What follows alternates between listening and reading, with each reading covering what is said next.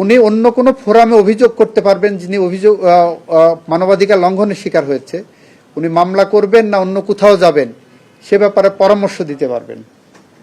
ইতিমধ্যে 1 বছর 1.5 বছর কেটে যাবে। এক ব্যক্তি একই সংস্থা যখন দুই পক্ষকে ডেকে শুনানি করে একটা জিনিস নিষ্পত্তি করছেন কোয়াসি জুডিশিয়াল অথরিটি হিসাবে, এরপর উনি মামলার বাদী হচ্ছেন, এই আনাবুনিগুলো প্রশ্ন আসবে আইনে। ইতিমধ্যে আমাদের মাননীয় স্বরাষ্ট্রমন্ত্রী বলেছেন, গুম কমিশন নিয়ে যে কথাটা উঠেছে, আপনি গুমের ডেফিনেশন অন্তর্ভুক্ত করলেন আইসিটি একটা আইন পাশ করে, সেইটার থেকে সেখানে ওয়াইড স্প্রেড অ্যান্ড সিস্টেমেটিক গুমকে বলা হচ্ছে। এই আইনের মধ্যে, গুম কমিশন আইনের মধ্যে এটাকে আরবার ডিফারেন্সিয়েট করলেন না। তারপরে যে কি করলেন, গুম কমিশন একটা ডিফাইন করলেন, ডিফাইন করে বললেন মানবাধিকার কমিশনই গুম কমিশন। একটা অ্যাম্বিগুইটি থেকে গেল। ধরেন একজন গুমের শিকার হলো, তার পরিবার গেলেন আইসিটিতে, আইসিটি বলল যে আমি এটা নিতে পারবো, আসামি পক্ষ যে বললো যে আমার তো প্রোটেকশন দেওয়া আছে অন্য আইনে, গুম কমিশন আইনে, আমি আইসিটিতে আসবো না, আমাকে অন্য আইনে নেন। এইটা নিয়ে হাইকোর্টে বিচার বিশ্লেষণ করতে যে কয় বছর যাবে, সেই কয় বছরে গুমের পরিবার আরো হয়রানির শিকার হবেন। এই কারণে আমরা মনে করেছি যৌক্তিকভাবে এটা আরো বেশি যাচাই বাছাই প্রয়োজন।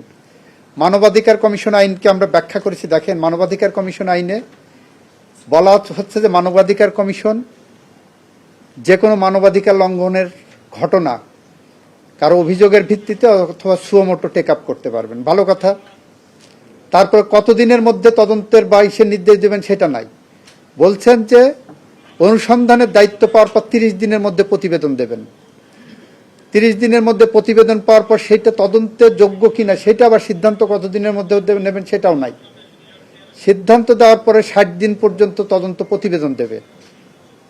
তদন্ত প্রতিবেদন দেওয়ার পরে কি করবেন, দুই পক্ষকে ডাকবেন যদি অভিযোগের প্রাথমিক সত্যতা থাকে। দুই পক্ষকে শোনার পরে 4টা অপশন দেওয়া হলো মানবাধিকার কমিশনের সামনে। 1, জরিমানা করবেন, জরিমানার পরিমাণ কি হবে সেটা আইনে বলা থাকে। এই আইনে জরিমানার কোনো সুনির্দিষ্ট বিধান দেওয়া নাই। 2, ক্ষতিপূরণ দিতে পারবেন, ক্ষতিপূরণের পরিমাণ কি হবে সেটা আইনে একটা গাইডলাইন দেওয়া থাকে। এই আইনে সে ধরনের কোনো গাইডলাইন নাই মানবাধিকার কমিশনে। 3, উনি অন্য কোনো ফোরামে অভিযোগ করতে পারবেন, যিনি অভিযোগ মানবাধিকার লঙ্ঘনের শিকার হয়েছে, উনি মামলা করবেন না অন্য কোথাও যাবেন সে ব্যাপারে পরামর্শ দিতে পারবেন। ইতিমধ্যে 1 বছর 1.5 বছর কেটে যাবে শুধু এই পরামর্শটুকুর জন্য। 4, মানবাধিকার কমিশন বাদী হয়ে মামলা করতে পারবেন। তো এক ব্যক্তি একই সংস্থা যখন দুই পক্ষকে ডেকে শুনানি করে একটা জিনিস নিষ্পত্তি করছেন কোয়াসি জুডিশিয়াল অথরিটি হিসাবে, এরপর উনি মামলার বাদী হচ্ছেন, এই আনাবুনিগুলো প্রশ্ন আসবে আইনে। এবং যারা মানবাধিকার লঙ্ঘন করবেন তারা এটার সুযোগ নেবেন। আমরা বলেছি এইগুলো যাচাই বাছাই হওয়া প্রয়োজন। এইগুলো নিয়ে আমরা সবগুলো আইনে যাচাই বাছাই করার প্রক্রিয়া নিয়েই ইতিমধ্যে আজকে আমি আমার অফিসকে বলেছি 15 মের পরে মানবাধিকার কমিশনের আইন নিয়ে আমরা ডিসকাশনের জন্য উদ্যোগ নিয়েছি। যে কোনো দিন হয়তো স্টেক হোল্ডারদের ডাকবো, আপনারা জেনে যাবেন। সুতরাং 133টা আইনের মধ্যে আমরা আরেকটা তথ্য আপনাদের দিতে চাই। 2007 থেকে 2009 পর্যন্ত যে তত্ত্বাবধায়ক সরকার ছিল, তথাকথিত 111 গভর্নমেন্ট, সেই সময়ে 122টি অধ্যাদেশ জারি হয়েছিল।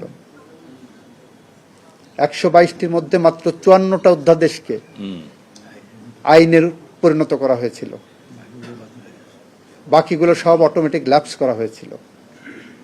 আমরা সেই তুলনায় 117টাকে মোটামুটি আইনে পরিণত করেছি। বাকিগুলোর ব্যাপারে আমাদের কমিটমেন্ট আছে, আমাদের কোনো অভাব নাই। যদিও যে অধ্যাদেশগুলো তত্ত্বাবধায়ক সরকার করে গেছেন সে বিষয়ে আপনার দৈনিক প্রথম আলোতে আজকে না কালকে একটা রিপোর্ট ডক্টর স্বাধীন মালিকের একটা সাক্ষাৎকার এসেছে, যে সাক্ষাৎকারটা খুব স্বব্যাখ্যায়িত, যে অন্তর্বর্তীকালীন সরকার অধ্যাদেশ কখন জারি করার প্রয়োজন, ইমার্জেন্সি কোনো কিছু হলে। তাছাড়া অন্তর্বর্তীকালীন সরকারের পক্ষ থেকে 133টা গণহারে যে অধ্যাদেশ করে গেছেন এর মৌলিক প্রয়োজনীয়তা নিয়ে প্রশ্ন তুলেছেন ডক্টর স্বাধীন মালিক। মৌলিক প্রয়োজন এবং ভেরি ফান্ডামেন্টাল এটা, কিন্তু আমরা ওই বিবেচনাতে আনিনি। পার্লামেন্টের কাছে আমরা খুব স্বচ্ছতার সাথে যেভাবে আনা প্রয়োজন আমরা সেভাবে এনেছি। আপনাদেরকে অশেষ ধন্যবাদ।